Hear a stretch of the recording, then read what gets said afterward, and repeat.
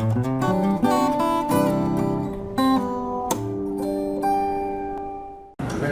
su Biblia, Primera de Juan, capítulo 4. ¿Dónde quedó el discernimiento?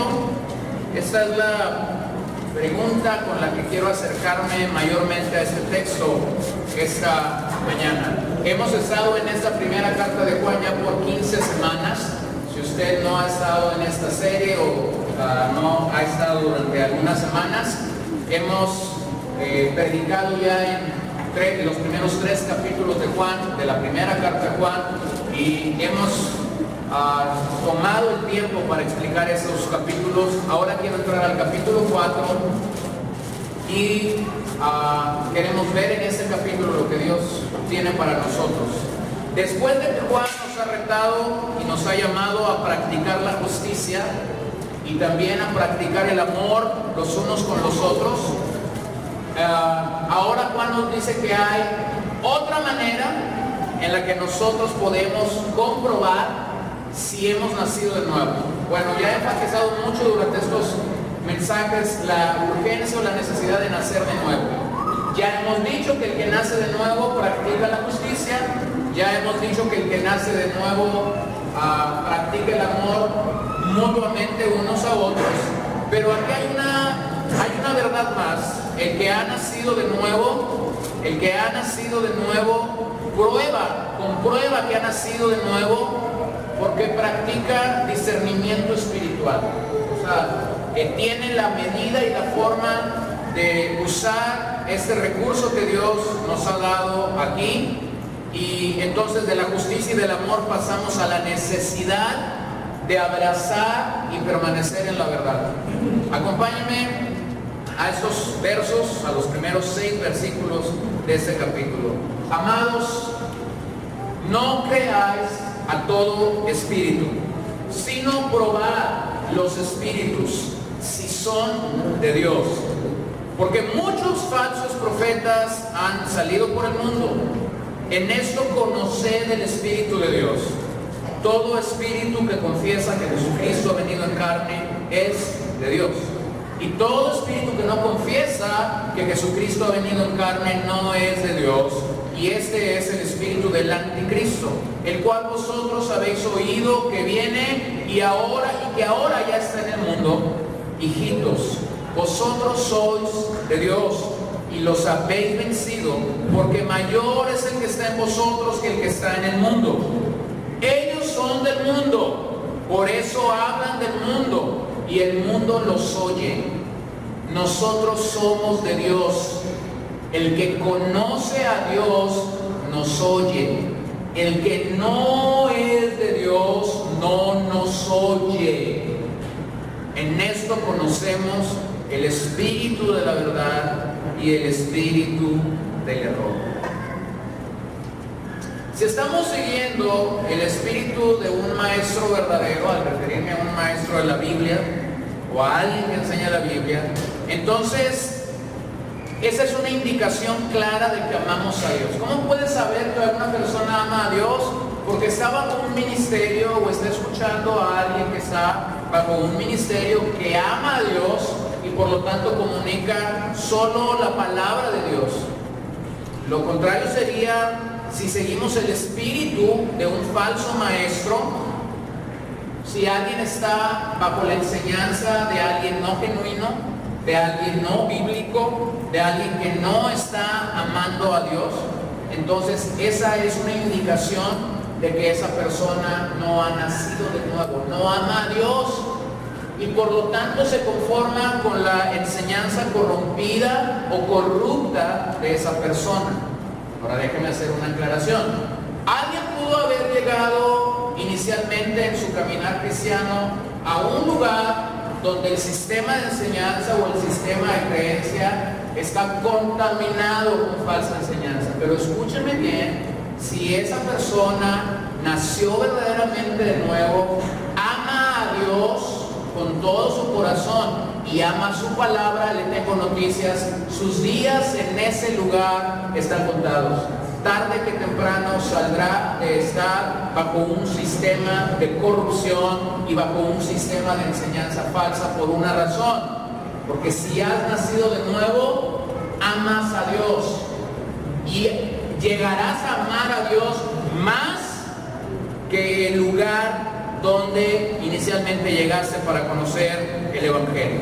Entonces, Juan hace aquí un claro llamado a obedecer la enseñanza en cuanto a falsa doctrina. Esto para muchos hoy día no tiene valor alguno. Este es uno de los pasajes más olvidados en la iglesia de nuestros días. La iglesia de nuestros días se caracteriza, tristemente, lo voy a decir, la iglesia se caracteriza por no discernir. Por no discernir, no por discernir.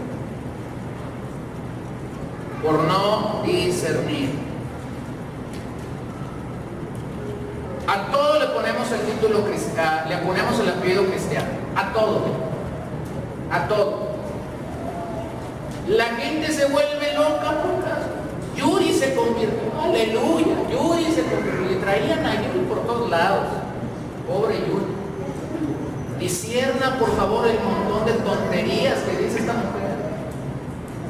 Discierna por favor. Se convirtió fulano de tal. Al rato ya es pastor al año. Bueno, para que me crean, Ernesto D'Alessio. Se convirtió ya al año y ya es pastor. ¿Cómo es eso? Pablo dijo a Timoteo, no pongas a un neófito en el liderazgo. ¿Qué es un neófito? Alguien que está recién nacido. No es una mala palabra eso de ser neófito. Simple y sencillamente es el estado de una persona que llega al Evangelio y que tiene que crecer. Hermano, tenemos que crecer en el Evangelio. Entonces, nosotros tenemos, aunque este es un mandamiento claro en toda la Escritura, de discernir, de distinguir, de comprobar todo con la palabra de Dios, lamentablemente eso es algo olvidado en muchos lugares. Y yo quería pasar esta mañana con ustedes predicándoles del verso 1 al 6, porque aquí es una totalidad de versos. Me ha sido imposible, discúlpeme, pero hoy quiero compartir solamente el verso 1, así que estudiemos el verso 1. Y quiero colocar en ustedes lo que será el fundamento para entonces la próxima semana poder tocar el verso 2 al 6. El verso 1 nos habla acerca de la necesidad de discernir espiritualmente. Discernir. Y el resto de los versos nos dan 5 pruebas, 5 maneras en las que un cristiano puede saber si el lugar en el que está alimentando su vida espiritualmente es genuino o es falso. Entonces, primero voy a pasar esta mañana en el verso 1 y regresaré a los próximos versos la semana que viene. Déjame le amplifico el versículo 1 que ya leímos en la versión 60 y se lo voy a leer en 4 versiones distintas. La Biblia Dios habla hoy, o la versión Dios habla hoy, traducción más bien.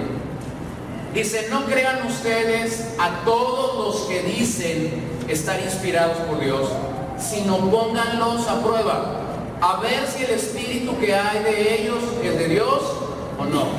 La Biblia de las Américas lo traduce así, no creáis a todo espíritu, sino probad los espíritus para ver si son de Dios. La NBI, no crean a cualquiera que pretenda estar inspirado por el espíritu, sino sométanlo a prueba para ver si es de Dios. Y termino con la Nueva Biblia de los Hispanos.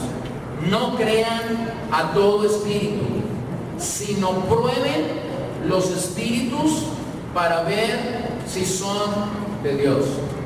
Pareciera que el discernimiento se encuentra en estado de coma, en terapia intensiva, o simplemente en algunos lugares pareciera ser que el discernimiento se esfumó, se fue, no existe, se voló. Sin embargo, aquí hay un claro llamado de parte del apóstol Juan a probar cada proclamación y de allí determinar. ¿Qué es lo que tenemos que determinar cuando discernimos? Si su origen es divino o no. Entonces, le quiero recordar que Juan estaba enfrentando a personas que profesaban ser cristianas.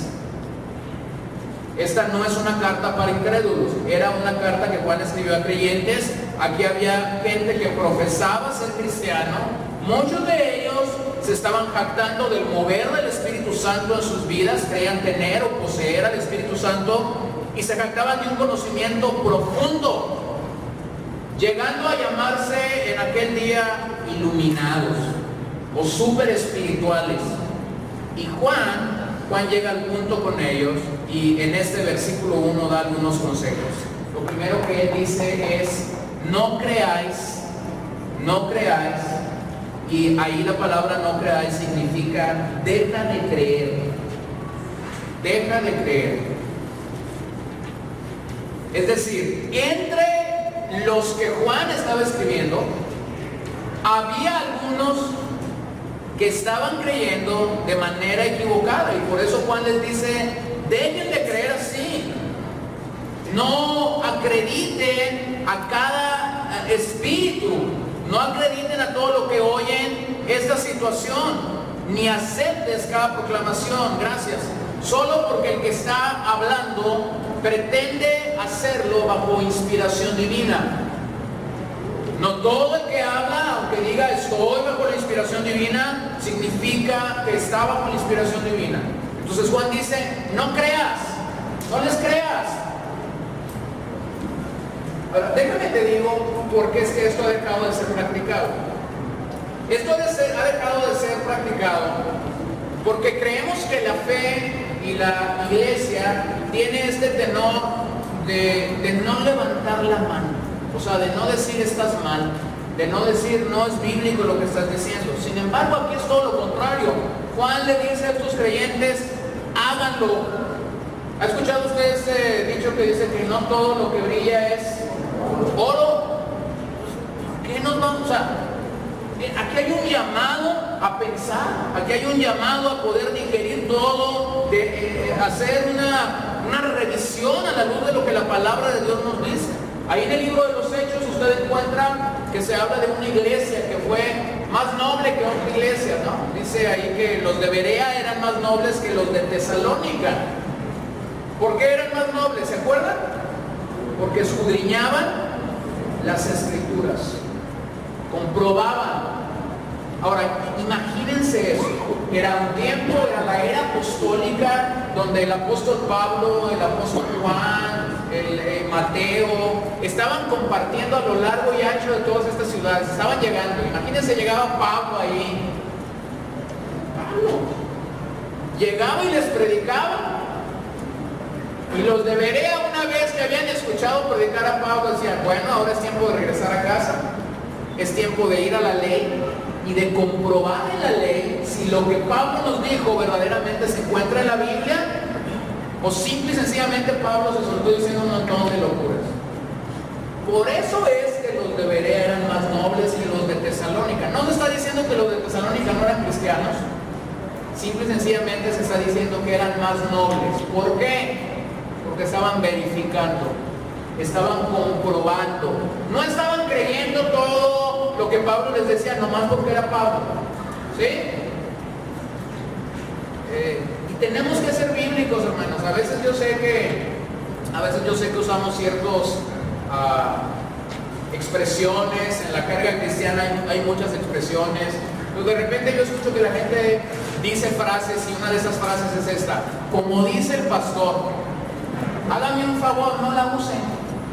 Lo que yo digo sale sobrando. Pero si usted dice como dice la Biblia, y ahí voy a decir, no estoy trabajando en vano.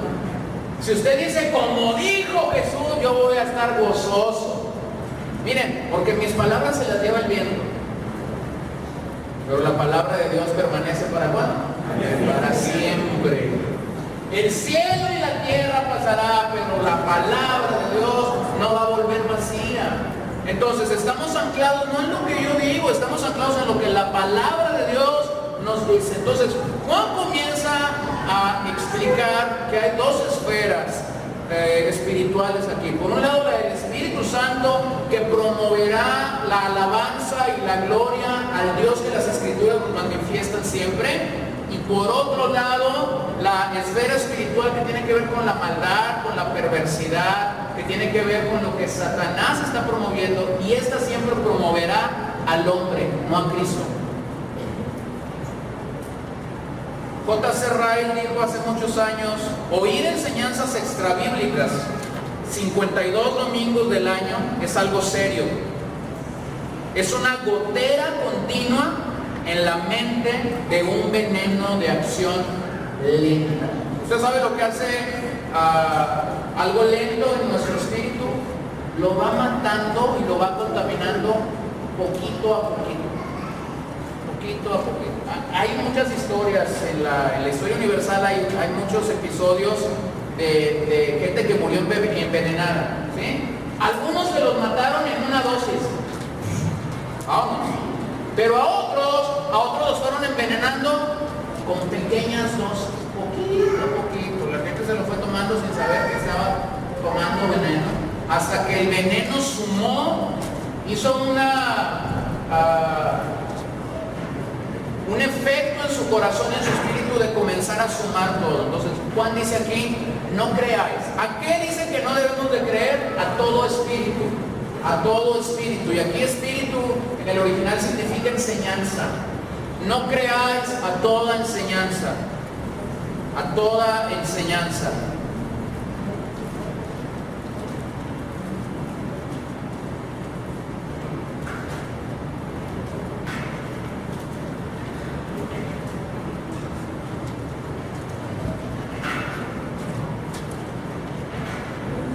Cuando yo era niño y estaba yendo a grupos de escuela dominical, escuchaba muchas cosas. Entre una de esas cosas que escuché es que un maestro me dijo que el mundo se iba a acabar en el año 2000. Yo era un niño y estábamos en 1986, 87, no recuerdo, 88. Y los años se me fueron muy rápido. Y rápidamente llegamos al año 2000. Y usted se acuerda de aquel fenómeno Y2K, ¿no? Que estaba en el 2000 y que las computadoras se van a apagar, que los relojes y que va a pasar algo. Y entonces pasamos el 1 de enero, llegamos al 2000 y todo. Estábamos ahí y ese falso profeta estaba conmigo, era mi hermano mayor. Él me había dicho que el año se iba a acabar en el 2000. Y estábamos celebrando la llegada del 2000. Y entonces estaba yo ahí, yo dije: ahorita es cuando. Lo único que sé, le dije, es que está comprobado que eres un falso profeta. El mundo no se acabó en el 2000. Escucha esto. Dice aquí Juan, pero ya lo perdoné porque me enseñó mal, ¿no? Dice aquí Juan algo, que todo espíritu, toda enseñanza tiene que ser probada. Hay algo que el Espíritu Santo hace en nuestras vidas.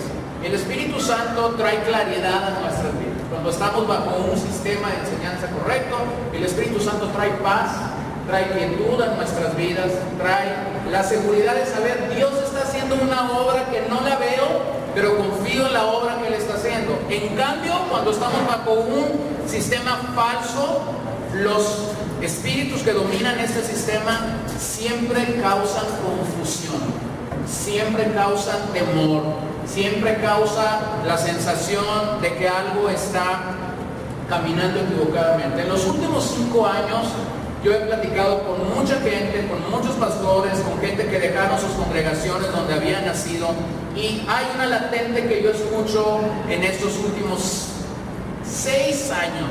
Voy a crecer un poquito en eso. Y la latente que yo escucho es que mucha gente me dice lo siguiente: hace tiempo que mi espíritu no me daba testimonio de lo que estaba escuchando.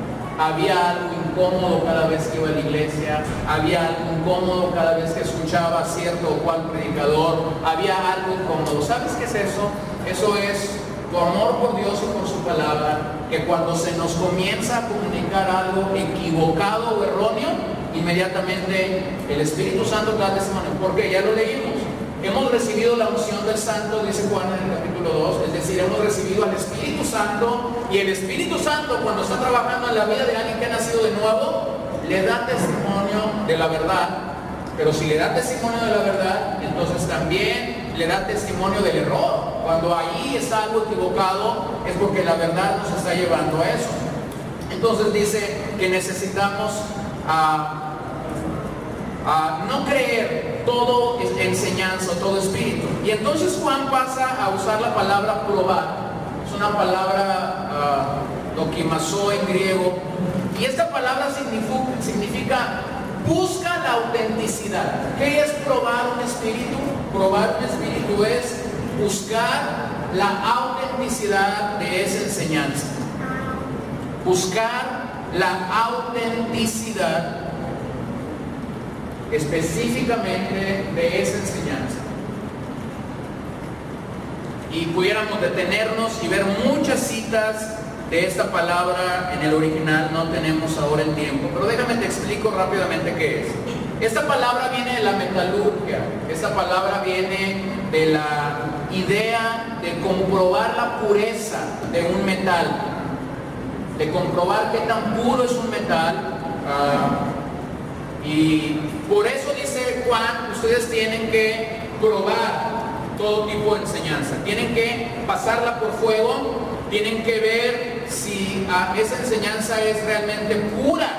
Y yo ya he explicado eso, ¿no? Yo era un niño cuando la primera vez que yo vi a mi papá y a mi tío, eran joyeros de oficio, y estábamos ahí afuera de la casa o del taller, que no recuerdo, y ellos subieron al techo y iban a fundir oro. Entonces esto es, pones el oro en un crisol, comienzas a poner fuego, y mientras vas poniendo fuego, las impurezas van saliendo. ¿Cómo salen las impurezas? En forma de gas.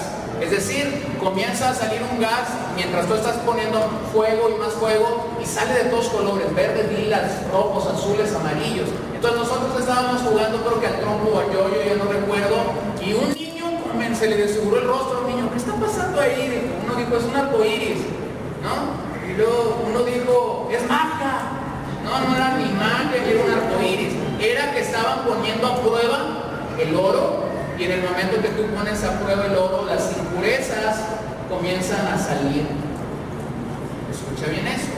Cuando como cristianos ponemos a prueba la enseñanza que estamos escuchando, las impurezas comienzan a salir. Y entonces comienzas a darte cuenta, este principio es verdadero, pero este no. Este tampoco, este tampoco, este tampoco. Entonces llegas a una conclusión. Si del 100% tú tienes un 1% de verdad, ahora sí que como dicen en México, ¿no? Patitas para que te quiero. Sal de ahí. Le acabo de decir a alguien, en los últimos días le acabo de decir a alguien, después de ver cierta situación, le tuve que dar un consejo, y el consejo lo tomé así de rápido de la Biblia. Escapa con tu vida. Sencillo. Ahora, esa palabra fue muy utilizada por Pablo en sus cartas de dokimazo, pero es la única vez que el apóstol Juan la utiliza. Es la única vez que Juan dice en sus 3 cartas probar, y utilizando esta expresión. Entonces déjame tomar 2 ocasiones en las que Pablo usó esta palabra. Primera de Corintios 12:10, hablando de los dones del Espíritu. A otros el hacer milagros, a otro profecía, a otro discernimiento de espíritus, a otro diverso género de lenguas, y a otra interpretación de lenguas. En este sentido, discernimiento de espíritus es lo que Pablo está usando aquí. En algunos casos, el discernimiento de espíritus es un don. Personas que tienen este don deben de usarlo alertando a otros creyentes de un falso sistema de enseñanza. Ahora, que no tengas el don, que Dios no te haya dado el don de discernir espíritus, no significa que no tengas que ejercer discernimiento. Es como el de evangelismo. Algunos dicen, oye, ¿tú por qué no evangelizas? Es que yo no tengo el don. ¿Ha escuchado eso? Sí, usted no tiene el don, pero tiene la gran comisión. Y aquí en la gran comisión no hay distinción. Por tanto, ir y hacer discípulos a todo el mundo. Nadie se puede excluir de la gran comisión por no tener el don de evangelismo. Lo único que va a pasar es que el que tiene el don de evangelismo va a dormir con evangelismo, va a levantarse con evangelismo, va a desayunar con evangelismo, va a comer con evangelismo, y va a estar evangelizando a las 8, a las 9, a las 10, porque ese es su don, esa es su pasión, ese es su amor. Pero eso no te excluye de que tú tengas que evangelizar en respuesta a la gran comisión. Aquí discernir espíritus es un don, y entonces gracias a Dios en este lugar puede haber varios que tengan ese don. Y eso, y cuando un don es dado a una iglesia es para ¿qué? ¿Se acuerdan para qué son los dones? Para edificación de ese cuerpo. Entonces, cuando alguien tiene ese don, lo tiene que poner a servicio del pueblo de Dios. Y ahí mismo en 1 Corintios 14, 29, asimismo los profetas hablen 2 o 3. ¿Y los demás qué dicen? Juzguen, comprueben si lo que ese hombre está diciendo es genuino, es verdadero. Y eso es un ejercicio claro y sano que la iglesia primitiva hacía y que nosotros hacemos correctamente en hacerlo, en practicarlo. Probar entonces es la aplicación inteligente de criterios definidos, ya sea a través de la oración, ya sea a través del conocimiento de la palabra, o ya sea a través de la sensibilidad espiritual. Por ejemplo, si yo estoy recibiendo la palabra de Dios y está alguien más predicando y escucho algo que es inexacto, algo que no es preciso en lo que esa persona está diciendo, y yo estoy ahí sentado y sé que no es preciso o que es inexacto, yo no tengo que irme a mi casa a orar para ver si le digo o no le digo, porque voy a perder tiempo. O sea, ¿por qué sé que es inexacto? Porque el conocimiento que he tenido de la palabra de Dios me permite saber que es inexacto. Entonces yo no pierdo el tiempo. Termina de predicar a esa persona y con todo el amor y con toda la mansedumbre de parte de Dios le digo, mira, lo que compartiste sí es bíblico, pero te quiero animar, te quiero alentar. En esta porción de lo que dijiste, fuiste inexacto. Por esta razón, se le explica. Ahora, ¿por qué hacemos eso? Porque queremos que la gente diga, ay, ¿cómo sabe el hermano saberlo todo? No, ¿por qué lo hacemos? Por salud del cuerpo de Cristo. Por salud lo hacemos.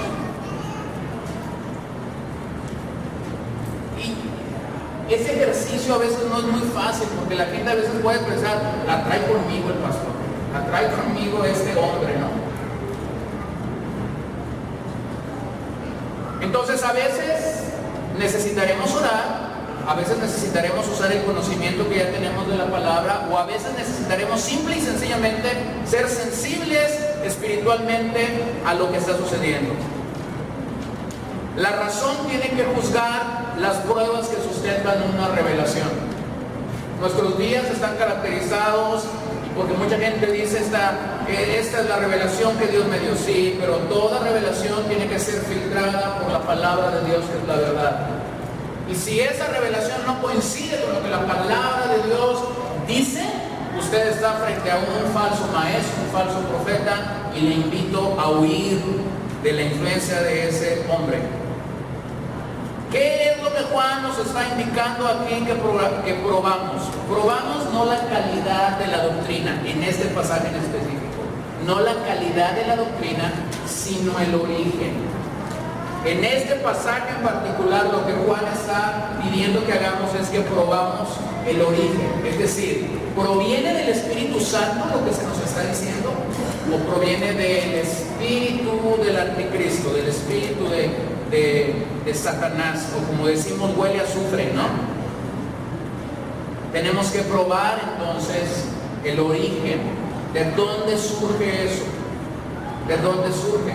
Porque hay lugares donde se puede estar diciendo cierta y cual cosa que parece cristiana, pero tienes que comprobar por qué lo estás diciendo, qué es lo que quieres ganar con esto, qué es lo que quieres lograr con esto. Miren lo que Pablo dijo a los tesalonicenses: examinadlo todo, retened lo bueno, absteneos de toda especie de mal.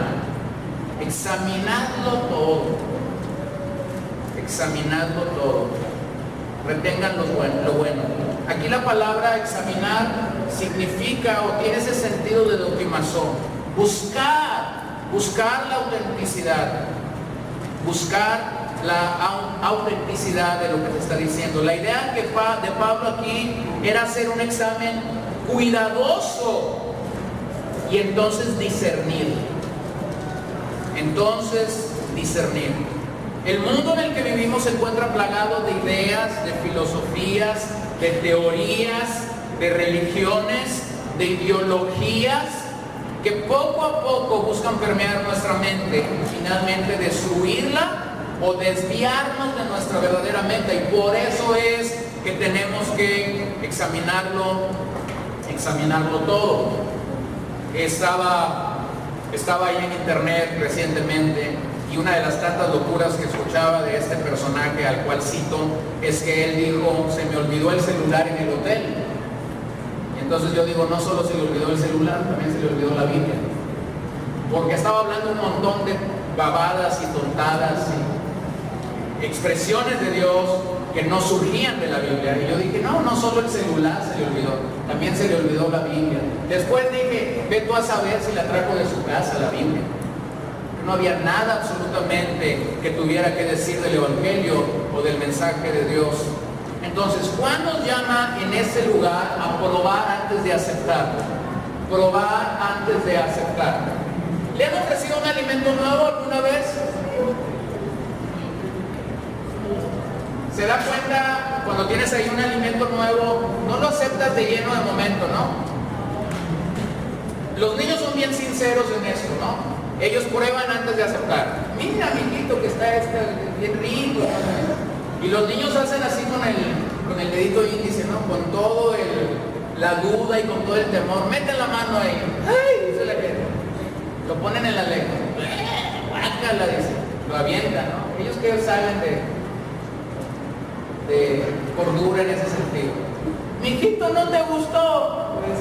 Tiene esta propiedad y sirve para esto y está re mal. Entonces, prueba antes de qué? De aceptar. Pues eso es lo que la iglesia del siglo XXI no quiere hacer. Eso es lo que la iglesia del siglo XXI no quiere ensuciarse de las manitas para probar. No lo quiere hacer. ¿Por qué? Porque tiene el calificativo cristiano. Ahora, déjame te digo algo. Esta es una tarea ardua y continua en nuestras vidas, pero lo que nos motiva a probar todos los espíritus es precisamente el amor. Por amor es que probamos si un maestro es falso o es verdadero. Por amor es que probamos si eso viene de Dios o no viene de Dios. Y regreso a todo el contenido de la carta. Primero vimos que Dios era luz. Segundo vimos que Dios era amor. Y ahora estamos viendo que Dios es verdad. Dios es luz, Dios es amor, Dios es verdad. Yo no puedo quedarme con una faceta de Dios solamente. Yo necesito crecer en Dios como luz, necesito crecer en Dios como amor, necesito crecer en Dios como verdad. La razón es que Satanás está promoviendo hoy más que nunca un sistema de falsas creencias. Satanás hoy más que nunca está promoviendo un sistema de falsas creencias. Y esto no comenzó ayer. Esto comenzó en el mismo huerto del Edén. En el mismo huerto del Edén, cuando la serpiente comenzó a hablar con Eva, le dijo esto en forma de pregunta: ¿con que Dios os ha dicho? Era un ataque frontal de la serpiente de Satanás, nosotros lo entendemos. ¿Contra quién? Contra Dios. Con que Dios os ha dicho, no solamente era un ataque frontal contra Dios, era un ataque frontal contra la verdad. Dios había hablado la verdad. Esa es una batalla, hermanos, por la mente, por lo que tú y yo pensamos. Y debemos reconocer que el arquitecto de ello es Satanás mismo. El arquitecto de ellos es Satanás mismo. No tenemos tiempo, usted conoce este pasaje. Pablo, cuando escribe a los hermanos en Corinto, allá en la segunda carta, capítulo 10, si quiere tomarlo ahí como una referencia, segunda de Corintios 10, del 3 al 5. Pablo les dice allí: derribando todo argumento que se levanta en contra del conocimiento de Cristo. Derribando todo argumento. ¿Qué es un argumento? Es una idea. Es una idea. Entonces nosotros tenemos que derribar las ideas que se levantan en contra del conocimiento de Cristo en nuestras vidas. Esa es la tarea de un pastor, sí es la tarea de un pastor, pero es tu tarea también como padre, es tu tarea también como esposo, es tu tarea también como esposa, es tu tarea también como trabajador. En la casa es común que nuestros hijos digan cosas que de repente tú tienes que tomar ese argumento y tienes que derribarlo. Por ejemplo, llegó la hora de la disciplina. Y lo primero que los niñitos te dicen es que tú no me amas. ¿Qué es eso? Es un argumento. Es un argumento que ellos están creyendo y tú tienes que derribar ese argumento, y es más importante en ese momento derribar el argumento que ejercer disciplina. La Biblia dice que el padre que ama, disciplina, castiga. Entonces tienes que derribar el argumento primero, no sé, porque te amo, es que precisamente te voy a disciplinar. ¿Sí? Entonces dice Pablo, derriben todo argumento que se levanta en contra del conocimiento de Cristo. Si el argumento no se derribó, si ese argumento no se atacó desde la raíz, entonces el argumento llega a convertirse en una fortaleza. Es decir, una fortaleza es la suma de muchos argumentos llegando a tu vida. Y te tengo noticias. La Biblia nos dice ahí que tú y yo podemos derribar argumentos.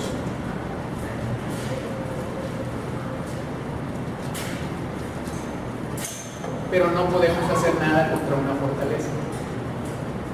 El único que puede venir y demoler la fortaleza es Dios. Entonces espero que entiendas muy bien esto. Cuando un argumento se levanta, no esperes tener la suma de argumentos, porque vas a tener una fortaleza, y el único que puede derribar esa fortaleza es Dios, no tú. Entonces tienes argumentos, tienes que derribarlos a la luz de la Escritura, derribando para evitar que esos argumentos se conviertan en fortalezas. No digo que esto no pueda suceder, Dios tiene el poder para derribar todo. Pero nosotros mismos podemos derribar los argumentos que se levantan en contra del conocimiento de Cristo. Entonces dice Juan, muchos falsos profetas han salido por el mundo. Observen que no dice pocos. Dice que muchos falsos profetas han salido por el mundo. Y estamos en este capítulo 4 y el primer siglo no ha terminado. No llegamos al año 100 de nuestro calendario y Juan está diciendo, muchos falsos profetas han salido por el mundo. Han pasado unos 60 años desde que Cristo murió en el Calvario y resucitó. Unos 60 años. Y Juan está diciendo, aún la iglesia está en pañales. Hablando de la iglesia del primer siglo. En muchas cosas la iglesia del primer siglo aún estaba en pañales. Pero Juan reconoce algo. Muchos falsos profetas han salido por el mundo. Y describe a estos falsos profetas. En el verso 3 los describe como aquellos que poseen el espíritu del anticristo. Y el verso 6 los describe como aquellos que poseen el espíritu del error. Entonces, ¿quién era un falso profeta en el contexto de lo que Juan está diciendo? Gente dominada por el anticristo, gente dominada por el espíritu de error. Juan tenía en la mira, como ya hemos visto, por lo menos 3 grupos: los gnósticos, los docetistas y los seguidores de Cerinto. Y al final de la serie voy a tener que regresar a esas doctrinas cerradas que hemos estado hablando y tener que hacer un resumen de todos ellos.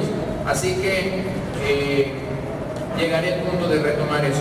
Pero la Biblia nos dice que había muchos falsos profetas. Entonces quiero que nada más hagamos algo. Pensemos un momentito en eso.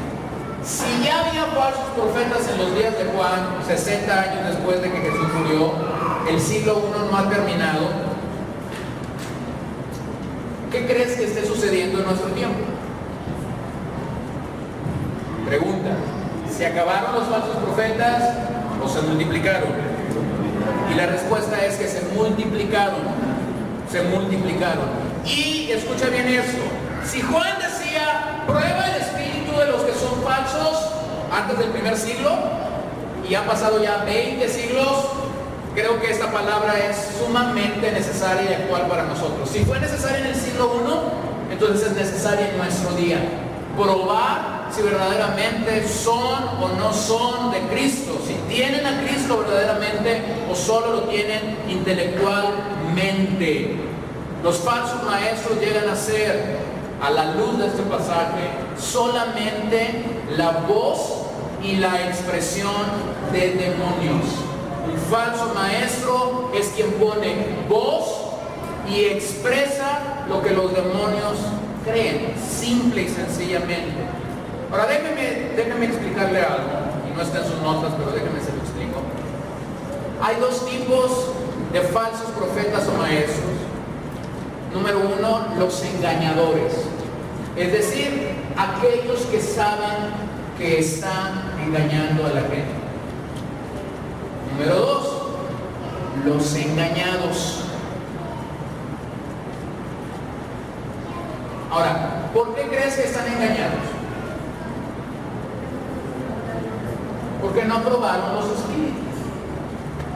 Porque no obedecieron primera de Juan 4:1. Ahí vieron que alguien decía que era cristiano y que tenía una iglesia de no sé cuántos miles de miembros y dijeron, este es bueno.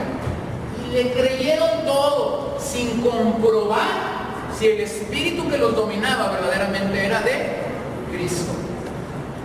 Entonces, tenemos a los engañadores. Hermanos, hay gente que sabe que está comunicando el error, pero está ahí por ganancias deshonestas y por orgullo, por soberbia. Tenemos un grupo de gente engañada que cree que está bajo un ministerio verdaderamente bíblico y que aman al Señor. Pero escúcheme bien esto, los dos van a tener el mismo castigo. Porque seas engañador o seas engañado, si tú no amaste la verdad, llegarás al mismo destino, el infierno. Ay, pero ¿por qué dices eso? ¿Qué digo? No digo nada.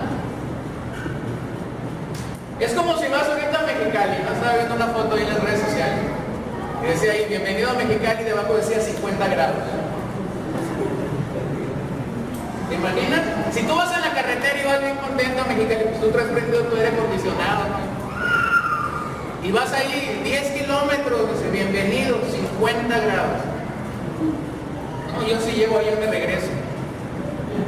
Bueno, lamentablemente entre los falsos maestros que proclaman ser, están estos dos grupos, pero a ambos debemos de tener cuidado. Observemos algunos pasajes. Romanos 16:18, porque los tales son esclavos, no de Cristo nuestro Señor, sino de sus propios apetitos, y por medio de palabras suaves y lisonjeras engañan los corazones de los ingenuos. Meditemos esas palabritas. Por medio de palabras suaves y lisonjeras engañan los corazones ingenuos. A ver, aquí no me queda una. No sé por qué, bueno, sí sé por qué, sí sé, pero los lugares donde hay alguien que no está comunicando la palabra de Dios como es y que tiene esta connotación de todo lo que hemos estado diciendo, están repletos de gente, ¿sí o no? Tienen 2, 3, 4 y hasta 5 servicios el día domingo. Ya no hayan qué hacer con la gente, ya no hayan dónde estacionar los carros, tienen unas broncotas de estacionamiento. Y esto, mira, cuando tú llegas a una ciudad donde no sabes nada de esa ciudad y tienes hambre, tú dices, ay, unos tacos. ¿Cómo le haces para saber a cuáles tacos llegan? Y la gente usa una filosofía para saber a cuáles tacos llegan. ¿Cuál es la filosofía? Donde haya más gente. ¿Cierto? Bueno, a mí me ha fallado eso de donde haya más gente. Después me di cuenta que había mucha gente porque daban barato. Excesivamente barato. 3 tacos por 15 pesos con el refresco incluido. Llegaste, pues había un montón de gente, pues. Entonces, escucha bien esto. Hay una tremenda necesidad de Dios en nuestros días, ¿cierto? Hay una tremenda necesidad de la espiritualidad. Y la gente ya anda, siente que nada lo llena, se siente asfixiada y dice, ¿a dónde corro? Y un buen domingo se sale allí y le picó al internet de iglesias cristianas. Y comienza a darle la vuelta a las 5 o 6 que le quedan cerca. Y usa esta filosofía, donde más gente haya y que quede. Ahora, llegaste ahí, escucha bien el problema. Si te quedas ahí, porque las palabras son suaves, y porque hay lisonja en las palabras, lo único que serás es un ingenuo. Y nuevamente no estoy ofendiendo a nadie que llegue a Cristo, porque llegamos a Cristo ignorantes de las cosas espirituales, ¿cierto? Ok, pero ese no es el estado en el que tenemos que quedarnos, ¿cierto? Llegamos ingenuos, llegamos ignorantes, llegamos neófitos, sí, todos, pero la Biblia rápidamente nos llama a crecer. Y gracias a Dios que Él nos da todos los nutrientes para poder crecer. Entonces dice Pablo aquí a los romanos, los falsos maestros van a usar palabras suaves y lisonjeras. Te voy a explicar esto. Es decir, su mensaje no te va a doler. Su mensaje te va a encantar. Y literalmente, estos falsos maestros, literalmente, te van a hechizar. Oh, el pastor dijo, sí se los digo, porque cuando Pablo le escribió a los Gálatas, se los dijo, y les dijo, ¿quién nos fascinó? Y ahí esa palabra significa hechizar. ¿Quién los hechizó? Les dijo Pablo. Ya habían escuchado el evangelio de nuestro Señor Jesucristo, pero detrás de mí, llegaron, y allí en ese tenor, Pablo está diciendo, llegaron los brujos, y los encantaron. Y ustedes se dejaron encantar.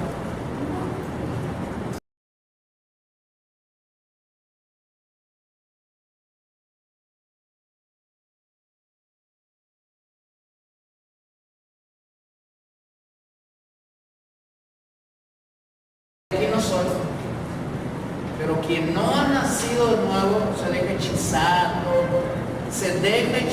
Entonces, ese tipo de mensaje suave, lisonjero, lo único que hace es endurecer el corazón de la gente a la palabra de Dios. Un mensaje suave endurece el corazón de la gente a la palabra de Dios.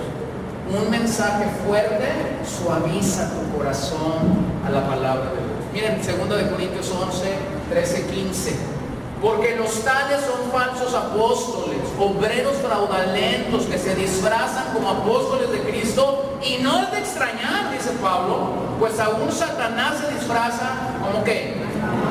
Como ángel de luz. Por tanto, no es de sorprender que sus servidores también se disfracen como servidores de justicia, cuyo fin será conforme a sus obras. Y aquí les digo, su final se los puso tranquilito, no crean que se los puso muy fuertemente. Si aún Satanás se disfraza como ángel de luz, lo que Pablo está reconociendo aquí, no es de sorprender que sus siervos se disfracen como servidores de justicia. Primera de Timoteo 4:1, pero el Espíritu dice claramente que en los postreros tiempos algunos apostatarán de la fe, y da la razón por que iban a apostatar, escuchando a espíritus engañadores y a doctrinas de demonios. ¿Cuál es el tenor nuevamente al que Pablo está escribiendo a Timoteo? La iglesia. No está escribiendo de afuera de la iglesia. Timoteo es un pastor joven. Pablo lo ha dejado en Éfeso, la iglesia más importante del Asia Menor, y le está diciendo, Timoteo, de los que tienes ahí sentaditos cada semana y van y te escuchan, algunos van a apostatar de la fe, van a abandonar la fe o van a caminar paralelamente en un camino que parece ser la fe, y la razón es porque escucharán espíritus engañadores y a doctrinas de demonios. Entonces tenemos que reconocer qué tipo de espíritu domina a un maestro. Por lo menos reconozco 3 cosas. Aparentemente a un maestro falso lo domina un espíritu de luz. Es decir, pareciera ser que su forma de vivir es un ejemplo para nosotros, pero no es así. Entonces parece que lo domina un espíritu de luz, pero no es así. Lo segundo es, pareciera que a un maestro falso lo domina un espíritu de justicia, pero tampoco es así. Puede predicar y enseñar la justicia de la que la Biblia habla, puede enfatizar la verdad, puede enfatizar la justicia, la educación, pero no vivir lo que predica. Es decir, tener una doble moral, tener una doble vida, tener un sentido de decir una cosa pero practicar otra cosa. Lo tercero que puede manifestar a un falso maestro es que acentúan la vida y la enseñanza de Jesucristo como el modelo perfecto, pero ellos mismos no lo hacen. Ellos mismos no lo hacen. Entonces, un falso maestro puede tener todo esto, puede tener destellos y la gente dice es que hay luz en su vida, puede tener destellos y la gente dice es que hay justicia en su vida, puede tener destellos y la gente dice está siguiendo la vida y la enseñanza de Jesús, pero no lo hace. Y eso tiene que llamar nuestra atención para probar si verdaderamente el Espíritu de Dios los domina o no. Ahora déjenme decirle algo. El Antiguo Testamento como el Nuevo Testamento está lleno de advertencias acerca de falsos profetas y falsos maestros. Todo el Nuevo Testamento es una advertencia contra el error.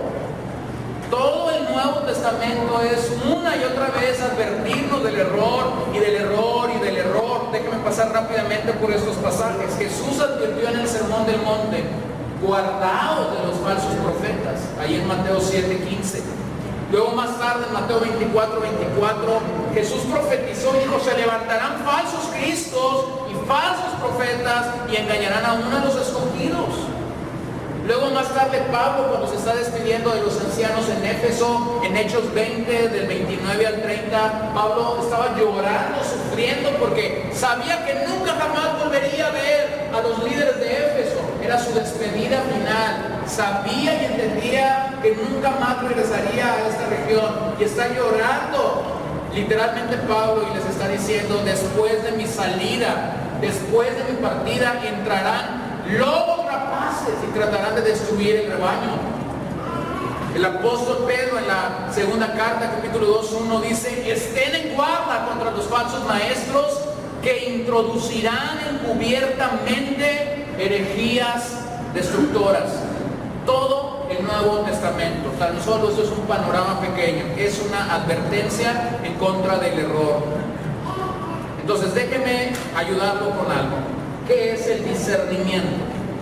Discernimiento viene de la palabra diacrino en el original y significa separar totalmente, apartarse, hacer distinción, decidir, diferenciar o juzgar acertadamente los espíritus. Eso es discernimiento. Lo repito, de diacrino significa separar totalmente, apartarse, hacer distinción, decidir, diferenciar, juzgar acertadamente los espíritus. De todo esto podemos concluir que el discernimiento es la habilidad de distinguir entre el bien y el mal para así tomar decisiones sabias.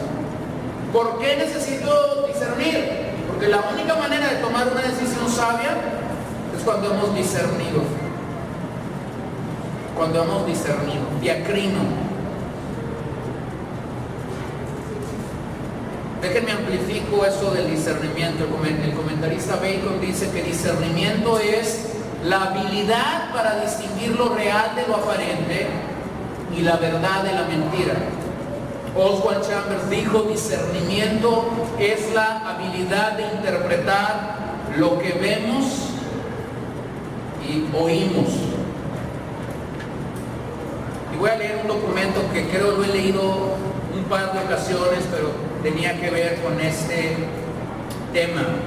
Lo escribió el pastor Chuy Olivares y el documento se llama En forma de pregunta: ¿y el discernimiento? Al que quiere vivir en santidad le llaman legalista, al que quiere seguir a Jesús fielmente le llaman fanático, al que se aparta del mundo le llaman religioso, al libertinaje le llaman ser libre de la religiosidad, Al permiso para pecar le llaman estar bajo la gracia. Al caerse al suelo y temblar le llaman mover de Dios. Al llenar estadios, hoy se le llama avivamiento. A la diarrea verbal le llaman palabra profética. Al deseo de poder le llaman tener una visión grande. Al robo descarado le llaman pactar con Dios o sembrar en el reino. A los que denuncian el pecado hoy les llaman fariseos modernos. A las falsas doctrinas se les llaman revelaciones apostólicas. A los antros disfrazados de iglesias les llaman reuniones de jóvenes cristianos dinámicas. A los lobos rapaces les llaman apóstoles. A las congregaciones que no tienen el sistema G12 les llaman grupos sin visión. A volver el estómago le llaman vómito santo. A la metafísica le llaman confesión positiva. Al orgullo le llaman hacer cosas excelentes para Dios. A las fábulas les llaman atar el espíritu de adulterio, alcoholismo y narcotráfico. A hacerse rico a costa de los cristianos les llaman conciertos para la gloria de Dios. A cobrar las entradas en una reunión cristiana les llaman gastos de recuperación. A cobrar por cantar o predicar le llaman el obrero es digno de su salario. A reprender el pecado y las conductas cerradas hoy se le llama murmuración. A la impunidad eclesiástica le llaman no toquéis al ungido de Jehová. Al materialismo le llaman prosperidad divina. Al show milagrero le llaman manifestación del poder de Dios. A una jauría de lobos rapaces le llaman reunión de apóstoles y profetas. Qué listita, ¿no? Pues bien, la iglesia ha llegado a esto y a más por falta de discernimiento. Por falta de discernimiento, lo vuelvo a decir, porque no todo lo que brilla es oro. ¿Qué discernimos? ¿Qué discernimos? Escúchelo bien, tenemos que discernir personas, tenemos que discernir doctrinas, tenemos que discernir situaciones, tenemos que discernir impresiones. Tenemos que discernirlas. Tenemos un montón de doctrinas novedosas. Tenemos un montón de autopromoción ostentosa de gente, nuevas revelaciones por doquier. Estaba pensando mientras estudiaba todo esto en la semana, estaba pensando en cosas que a mí me ha tocado escuchar de los años que yo pudiera hacer memoria o recordar. Hace unas décadas atrás hubo un falso mover de Dios. Hoy podemos decirlo claramente. Un falso mover de Dios inició en Toronto, Canadá, y el mover era el avivamiento de la risa. Y para estar avivado te tenías que reír. Y estuvo 2 o 3 años. Pregúntenme dónde quedó aquella pobre iglesia que inició esto cerca del aeropuerto de Toronto. Quedó sepultada en el olvido. ¿Sabes que cientos de miles de pastores fueron a Toronto por la famosa unción de la risa? Y no era otra cosa más que autosugestión, no era otra cosa más que, si la gente se reía, la gente tenía el poder de Dios en su vida. Ahora explíqueme algo. ¿Qué pasa con la gente que va al circo y se ríe? ¿Tienen el poder de Dios también? No. Y luego se le acabó la moda a Toronto y luego hubo otra llamarada de Pesate en Pensacola, Florida. Y ahí te van, los mismos que habían ido a comprarlo de Toronto, ahí te van a Pensacola, Florida. Y lo de Pensacola, Florida fue algo increíble porque los líderes se separaron y el liderazgo se separó y todo fue disipado en 2 o 3 años. Y luego todos comenzaron a viajar a Colombia porque había que aprender acerca del G12. ¿Dónde quedó? Si el sistema G12 fuera tan bueno para castellanos, tuviera los 12 con los que empezó, y te tengo noticias, los 12 están fuera de la iglesia de castellanos, y los 12 están en América Latina diciendo el hombre es un falso maestro. Y hace unos años, quizás una década, comenzó a surgir esto de polvo de oro, y empezó a haber reuniones donde la gente recibía polvo de oro, ¿no? Y que el polvo de oro por acá, que el polvo de oro por acá. ¿Dónde quedó el polvo de oro? Ya no lo escucho en los últimos años. La gente compra modas, la gente quiere comprar cosas irreales, porque la gente escúchame bien eso, vivimos en un mundo místico, y la gente quiere misticismo dentro de la iglesia.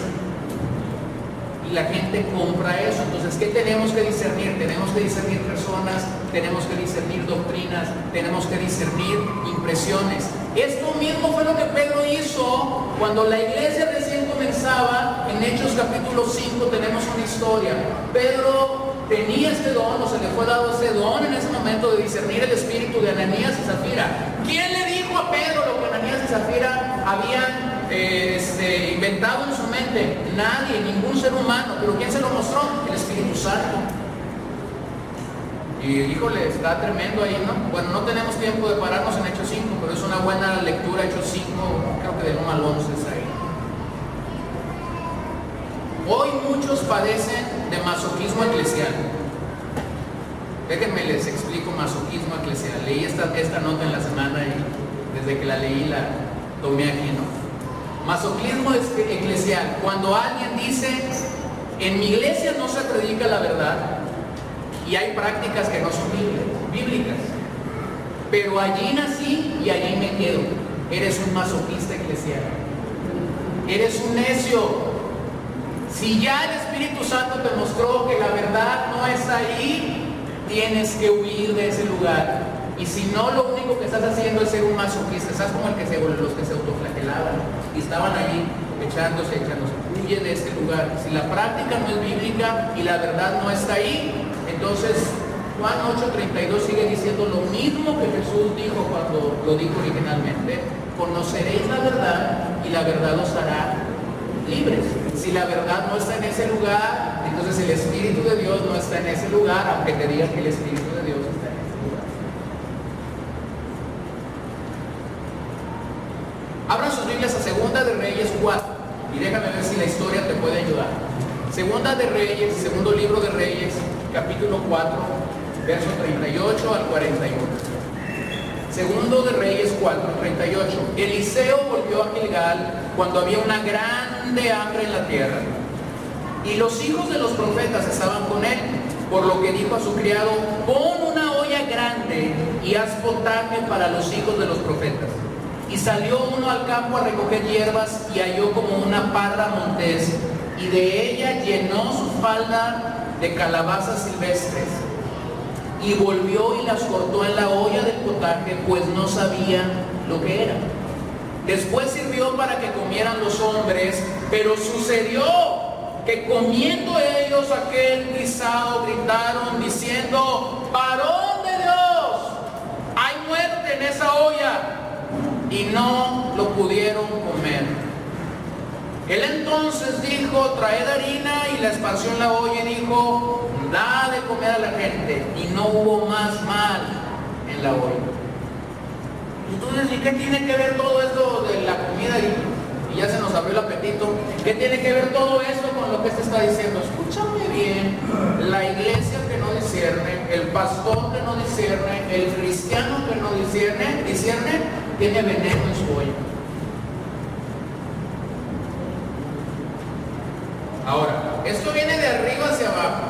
Si un pastor no discierne y comienza a preparar su mensaje para el próximo domingo, escúchame bien, su mensaje tiene una dosis de veneno y te la van a dar a ti. Y si tú te la tomas, vas a comenzar a tomar las aguas benditas de la herejía. Perdón, las aguas malditas de la herejía.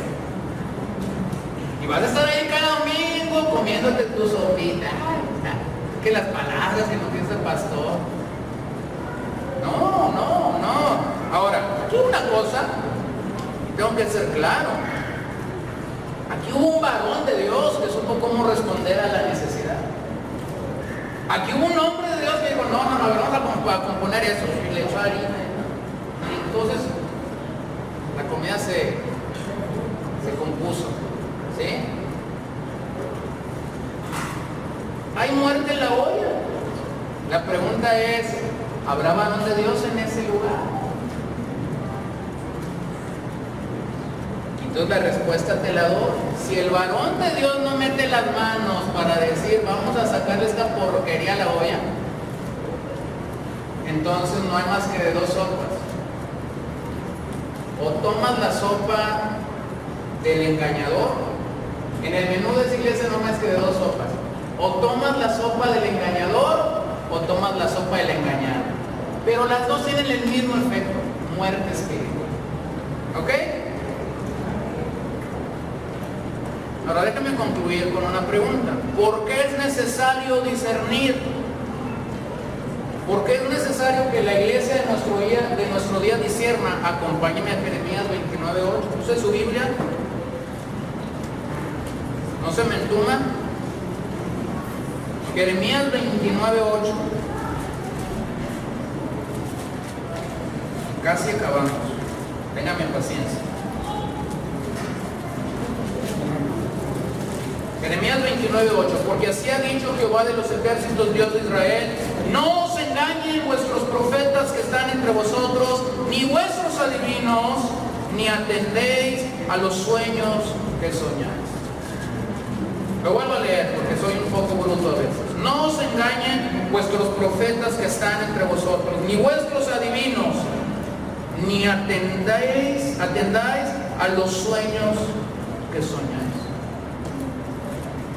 El profeta Jeremías estaba hablando fuertemente contra los profetas de aquel día y los señala aquí como adivinos. Y dice, no atiendan a esos sueños, porque Jeremías sabía que la voz de Dios estaba siendo comunicada a través de él, pero el pueblo no quería escuchar la palabra de Dios por medio de la boca del profeta Jeremías. Como en nuestros días, hermanos, la palabra de un auténtico predicador es inatractiva para el mundo. Pero la palabra de un falso maestro es muy atractiva para el mundo. Porque le dices a la gente de lo que la gente tiene necesidad. ¿Sabes por qué el mensaje de fe y prosperidad ha permeado tanto en América Latina? ¿Sabes por qué? Porque somos tercermundistas. Siempre nos han vendido el sueño americano. Ay, cuando sea grande me voy a Estados Unidos. Y entonces el mensaje de fe y prosperidad comenzó a llegar a América Latina. Venían los hermanos y el predicador les decía, Dios quiere que usted sea rico. Ay, ¿a quién no le gusta que le hagan cosquillitas a veces? ¿Cómo es el dicho gracioso que es el niño? ¿Cómo es? Risueño que es el niño que le hagan cosquillas. Imagínense. Entonces comenzó a permear porque era la necesidad de la gente. Descubra el campeón que hay en usted. O sea, en la escuela siempre me han dicho bruto, me han dicho tonto. En mi casa mi papá y mi mamá no me querían. Pero aquí en esta iglesia me dicen como 20, 30 veces el domingo, descubra el campeón que ay, aquí soy. Ya el domingo siguiente se trae a toda la familia y cuando viene en el carro ya los viene premiando. Amigos, ustedes son campeoncitos. Es más, nos vamos a mandar a hacer una playera a la familia de campeones. Porque el mensaje permeó. ¿Por qué? Porque están creyendo. ¿A quién le están creyendo? A un adivino, a un brujo. Ezequiel 44:23. Y enseñarán a mi pueblo a hacer diferencia entre lo santo y lo profano. Y le enseñarán, fíjense, ¿a qué les iban a enseñar? A discernir entre lo limpio y lo no limpio. Se les iba a enseñar a discernir entre lo limpio y lo no limpio. Una de las cosas que más me bendice cuando alguien va a una ciudad distinta o cuando alguien escucha a un predicador en la web o algo, que de repente la gente me diga, oye, escuché a fulano de tal y me parece que es un falso. Ay, eso es música para mis oíditos. Cuando uno escucha eso dice, la gente está discerniendo lo que es genuino y lo que es verdadero. No tengo que estar ahí todo el día con ellos para decirle esto es bueno, esto es malo, esto es bueno y esto es malo. No, porque cuando hemos nacido de nuevo y la palabra comienza a hacer ese efecto, entonces nosotros podemos discernir entre lo limpio y lo sucio. El concepto de tolerancia se infiltró tremendamente dentro de la iglesia de este siglo.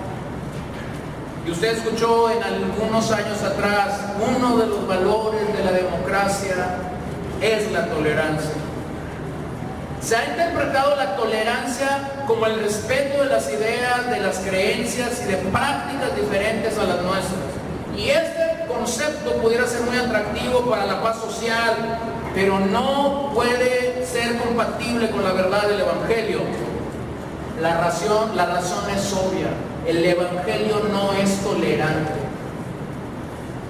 El Evangelio es intolerante.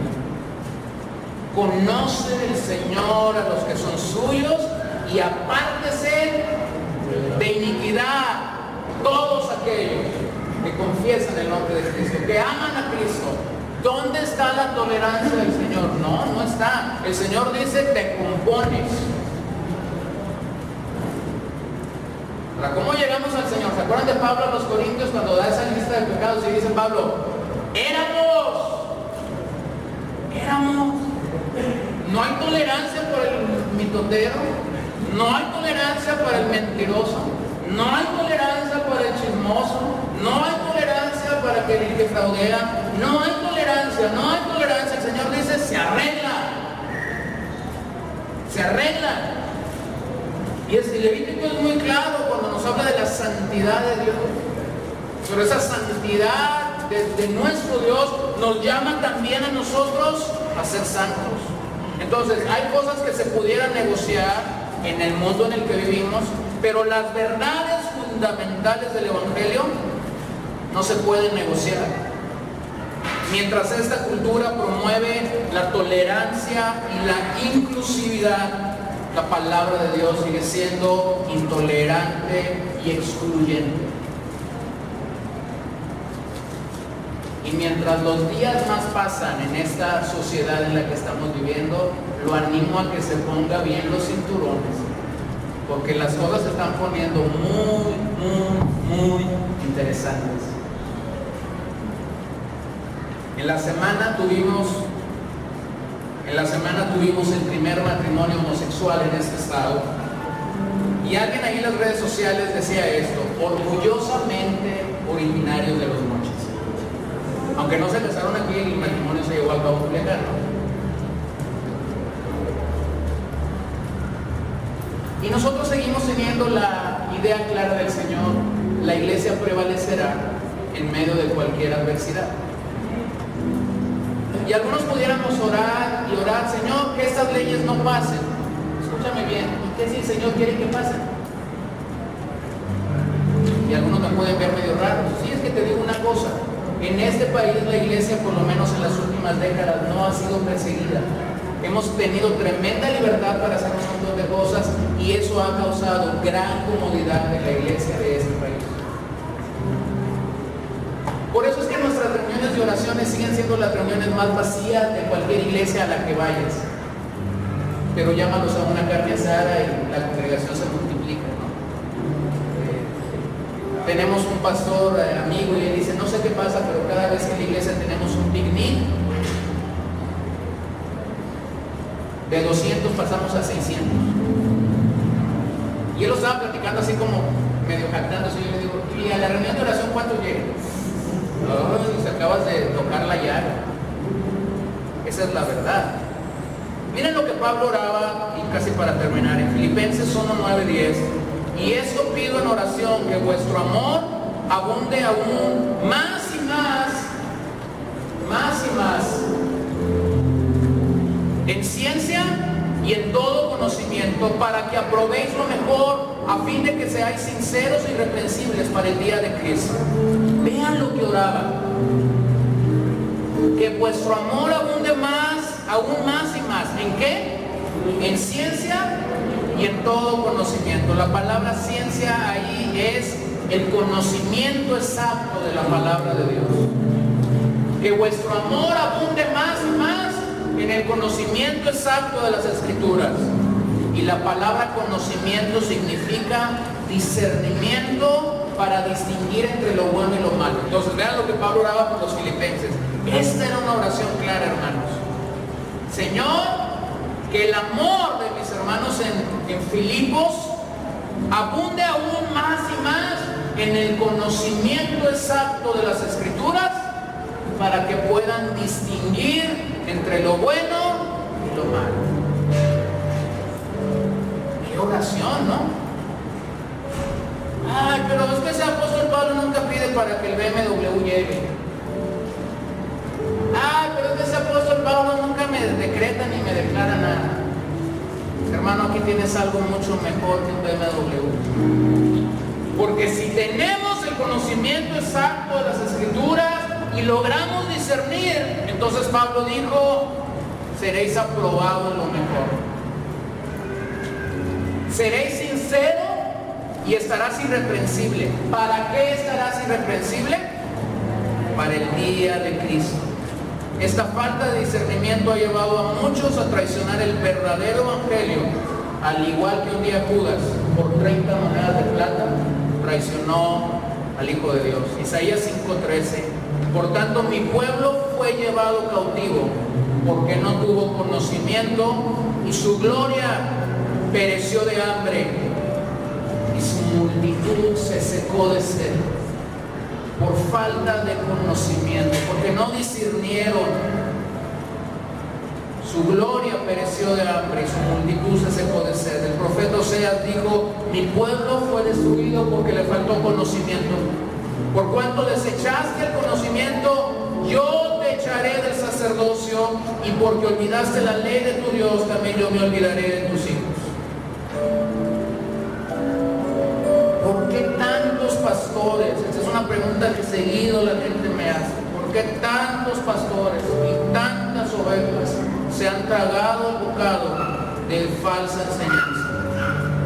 Y la respuesta es bien sencilla. Porque no obedecieron a 1 de Juan 4:1. Creyeron todo lo que se les dijeron. No distinguieron el origen.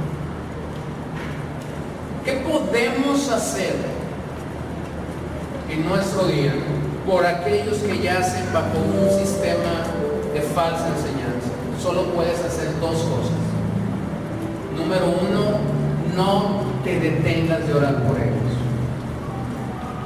Ora por ellos, clama a Dios por ellos, pide a Dios que ellos puedan tener verdaderamente un encuentro para que nazcan de nuevo en el Señor. Número dos, anímalos,ínstalos, exhórtalos, aliéntalos a que lean la Biblia.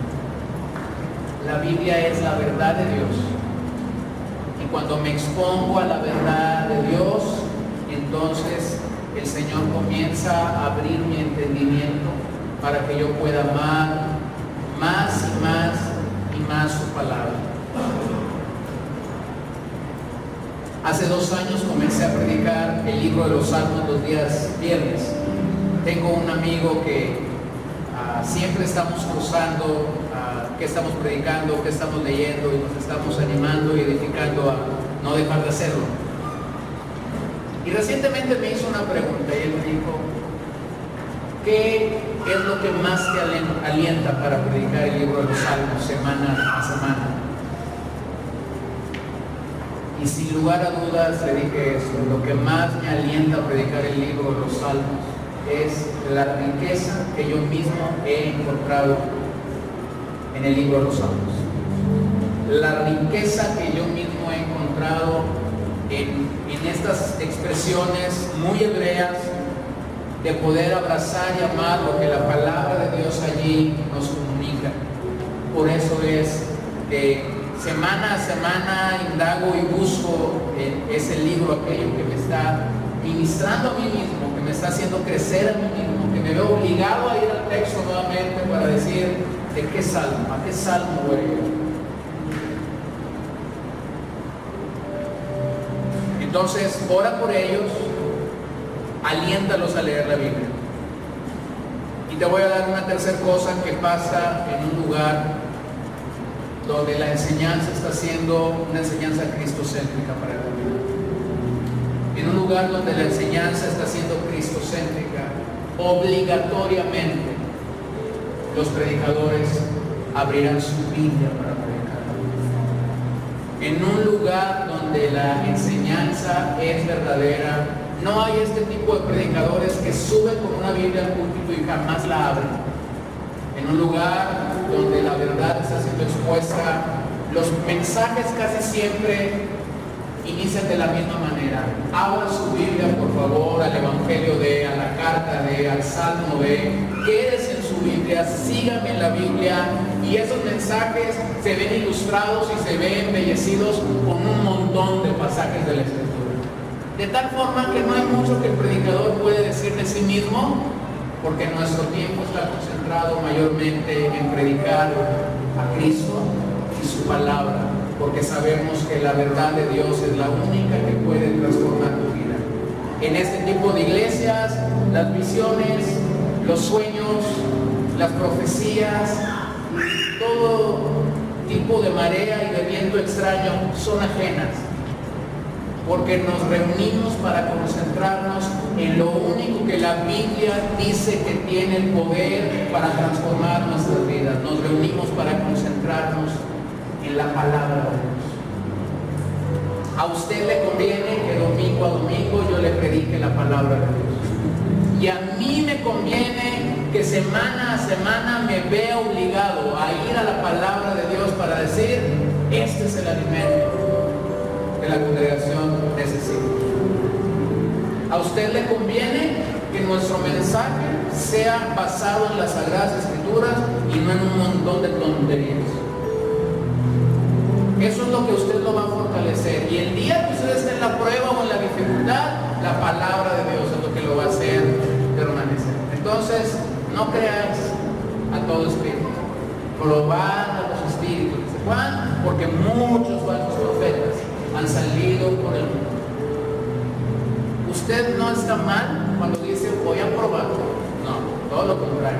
Usted está haciendo lo que la Biblia nos dice que todo creyente tiene que hacer. Probar los espíritus. Puestos de pie, por favor, y oremos a Dios. Señor, te damos gracias esta tarde por tu palabra. Qué maravilloso es poder venir a ti y acercarnos confiados y seguros de la obra que tu Espíritu Santo está haciendo en nuestras vidas.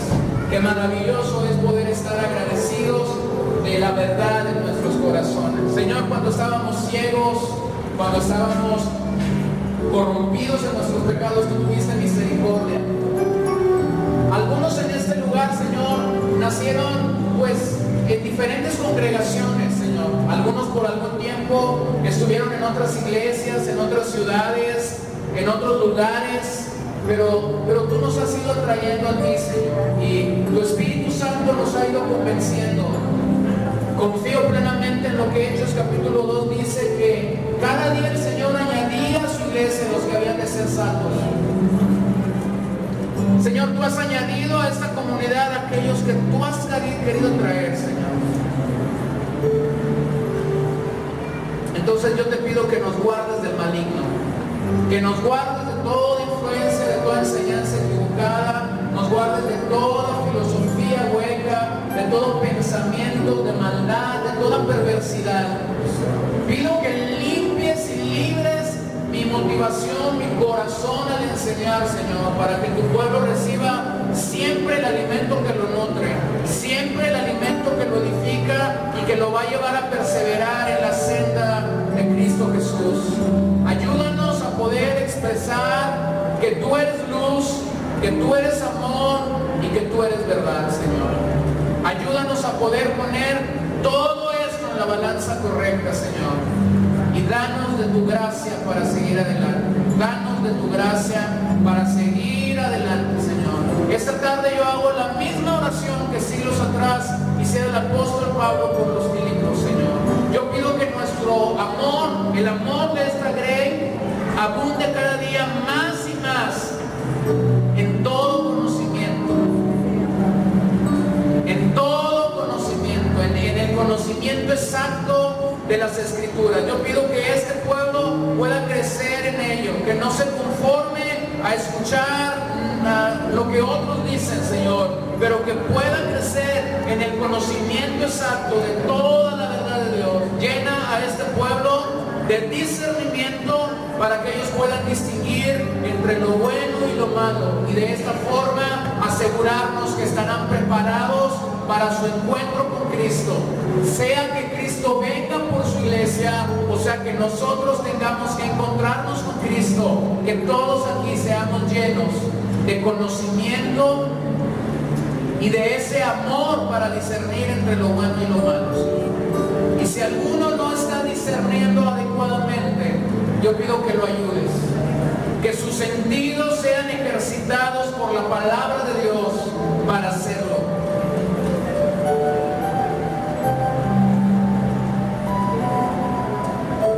Señor, si alguno tiene que huir bajo influencia de enseñanza impura y correcta, yo pido que lo haga.